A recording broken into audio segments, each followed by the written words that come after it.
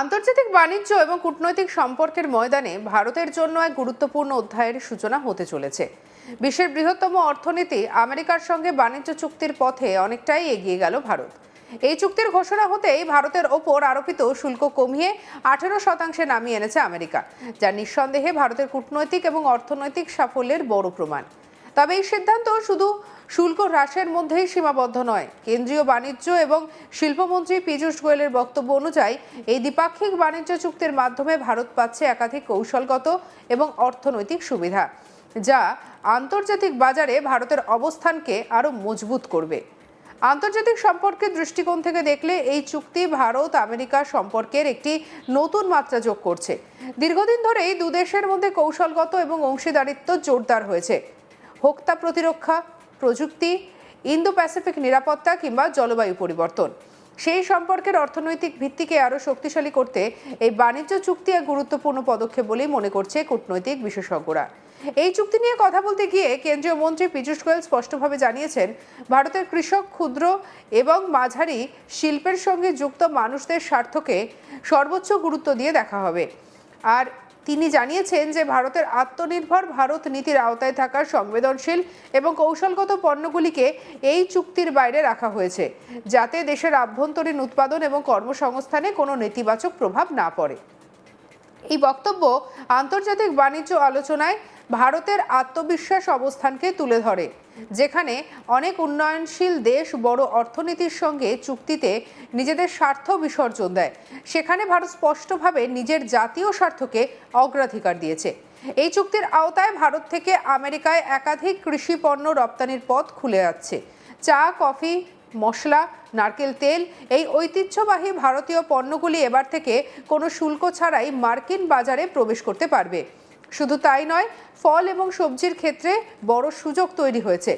আম, কলা, পেয়ারা, আনারস, কিউই, অ্যাভোকাডো সহ বিভিন্ন ফল এবং সবজি, বার্লি, কোকো পণ্য এবং তিলের বীজ সবই শুল্কমুক্তভাবে রপ্তানি করা যাবে।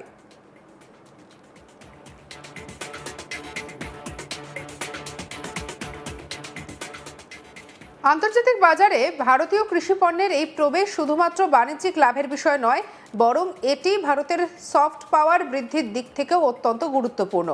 খাদ্য এবং কৃষি পণ্য বহু সময়ই সাংস্কৃতিক প্রভাব বিস্তারের মাধ্যম হয়ে ওঠে, যা কূটনৈতিক সম্পর্ককে আরও গভীরভাবে প্রভাবিত করে। এছাড়াও হিরে, স্মার্টফোন এবং ওষুধের মতো উচ্চমূল্যের এবং প্রযুক্তি নির্ভর পণ্যের ওপরও কোনো শুল্ক আরোপ করা হবে না।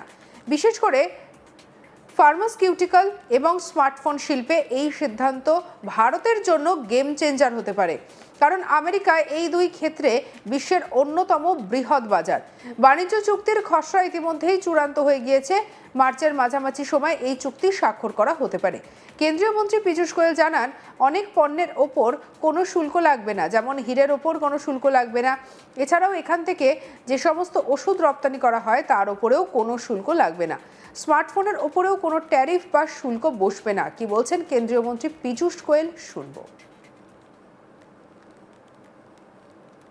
कई ऐसे वस्तु हैं जिसके ऊपर अब शून्य ड्यूटी लगेगी जब हमारे निर्यातक अमेरिका में, यूनाइटेड स्टेट्स ऑफ अमेरिका में सामान भेजेंगे। उदाहरण के लिए जेम और डायमंड्स पूरी तरीके से शून्य ड्यूटी लगेगी। फार्मास्यूटिकल प्रोडक्ट्स, जो भारत से दवाइयां बड़े रूप में जाती हैं, लगभग $13 बिलियन की, उस पे शून्य ड्यूटी लगेगी। स्मार्टफोन्स जो भारत से बड़े रूप में अमेरिका जाते हैं, उसमें आगे भी चलकर शून्य ड्यूटी ही लगी रहेगी। इस प्रकार से ढेर सारी ऐसी वस्तु हैं जिन पर आगे चलकर शून्य ड्यूटी लगेगी। একই সঙ্গে তিনি বলেন, চা, মশলা, কফি, নারকেল তেল আমেরিকায় রপ্তানি করতে আর কোনো শুল্ক লাগবে না। পাশাপাশি বিভিন্ন ফল যেমন আম, কলা, পেয়ারা, অ্যাভোকাডো, কিউই, আনারস, সবজি, বার্লি, কোকো পণ্য, তিলের বীজও আমেরিকায় রপ্তানি করতে কোনো শুল্ক লাগবে না। কি বলছেন পীযূষ গোয়েল, শুনবো।